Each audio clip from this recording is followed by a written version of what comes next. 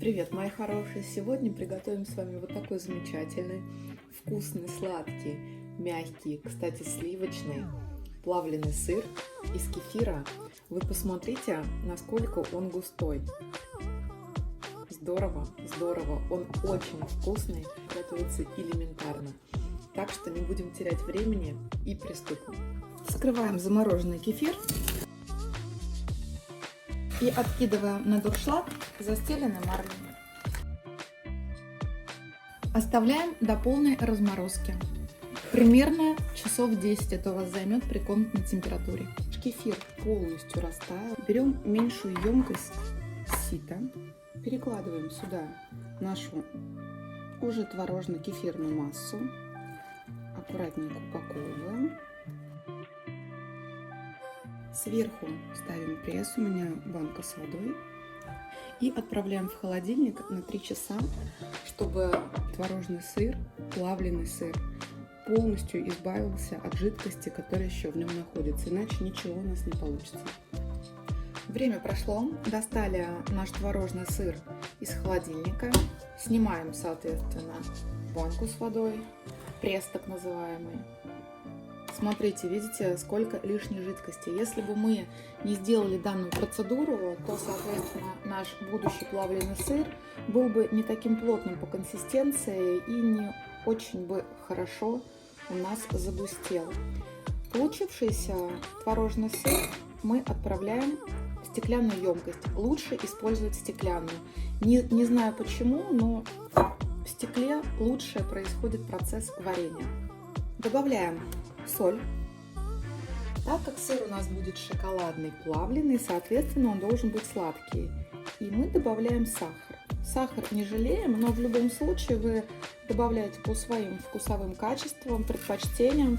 Мне будет достаточно на такое количество 4 столовых ложки.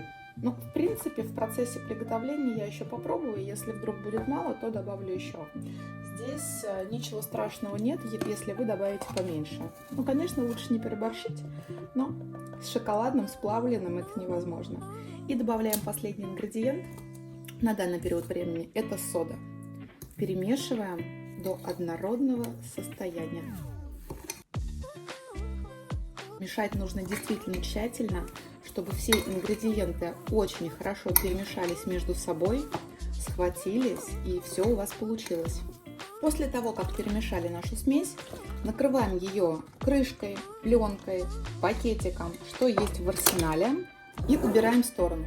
И также при комнатной температуре оставляем сливочное масло. Нам требуется, чтобы оно при приготовлении было мягкое.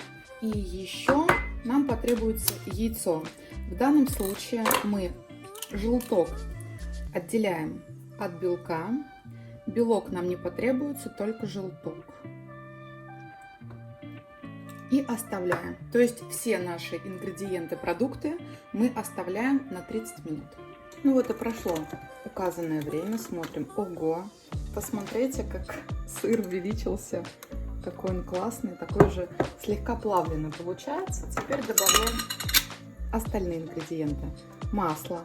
Оно очень хорошо у нас растопилось. Яичный желток. Именно добавляйте желток. Целиковое яйцо не нужно, потому что при варке оно может свернуться. Тогда получится полная ерунда.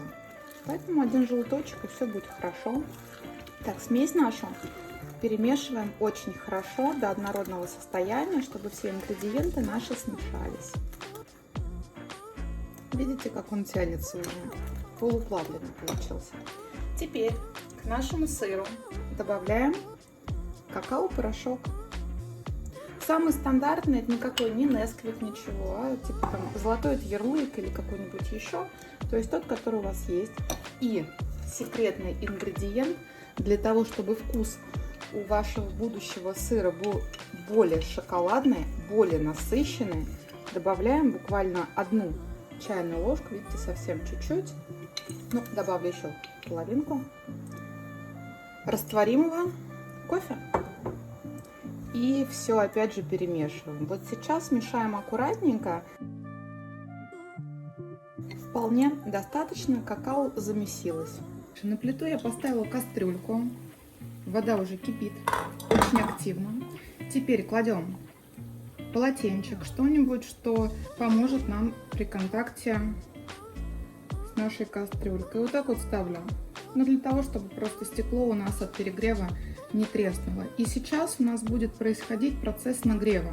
В течение 2 минут я в принципе трогать не буду, чтобы пошла реакция, чтобы сыр стал у нас более мягким, плавился, то есть. У нас задача нагреть сыр до температуры 75 градусов будет вполне достаточно, соответственно, он у нас будет идеально. Посмотрим, сколько у нас этот процесс займет времени. На данный момент наш сыр находится на водяной бане ровно 2 минуты. Вы посмотрите, какое состояние он уже приобретает. Здорово же? Здорово. Вот сейчас мы перемешаем немного и опять оставим его без нашего вмешательства. Прошло еще 2 минуты. Видите, я в принципе к сыру подхожу, чтобы перемешать в течение 10-15 секунд, может быть даже меньше, каждые 2 минутки.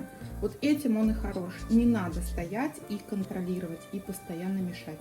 Пока всего лишь температура 50 градусов. Кстати, сейчас мы можем попробовать сыр на сладость. Достаточно вам или нет? Если будет мало, добавьте еще. Я сейчас тоже попробую. Добавляю еще 2 столовых ложки сахара и перемешиваю.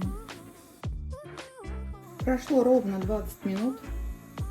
Нагрелась масса до 71,5 градуса. Вполне достаточно. Выключаем. Наш сырочек слегка остыл. Мы сейчас все перемешаем и разливаем по емкостям, в которых будем хранить. В итоге мы получаем 370 грамм классного шоколадного плавленного сыра. Сейчас еще раз вот так все перемешайте до однородности после того, как перелили в емкость. Накрываем пленочкой или крышкой и отправляем в холодильник. Я оставила сыр в холодильнике на ночь. Достаем. И сейчас посмотрим. Красота! Ничего себе, посмотрите.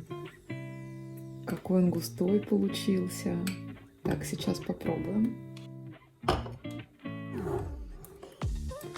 Так, берем, намазываем на хлебушек. Обалдеть! Знаете, что я могу сказать? Почему я решила вообще приготовить этот сыр? Потому что купила в магазине шоколадный, плавленый, мягкий сыр. В итоге вскрыли упаковку. Уж на что я любитель, насколько моя дочка любитель, но мы просто взяли его и выкинули. Невозможно было есть ту гадость, которую нам продают. А вот этот, я знаю, из чего он сделан. Я знаю, что он полезен. Вредного здесь нет вообще ничего. И сладость сыра мы можем придать по своему вкусу, по своему желанию, по своим усмотрениям. И, кстати, такой сыр вы спокойно можете дать деткам маленьким. Ну, конечно, не грудным, кто об этом никто и не говорит.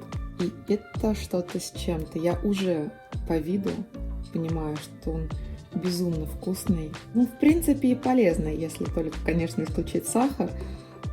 ППшникам всевозможным, кто следит за фигурой, за калориями, вы можете использовать заменитель сахара. Будет тоже, я думаю, полезно. Так. Остается нам попробовать. Сейчас оценим. Если я просто скажу, что это вкусно, это означает, что я ничего не скажу. Он безумно вкусный. Где же я была раньше, почему не готовила? Так что рецепт заходит, он вкусный, классный. Приятного аппетита, готовьте с любовью и будьте здоровы!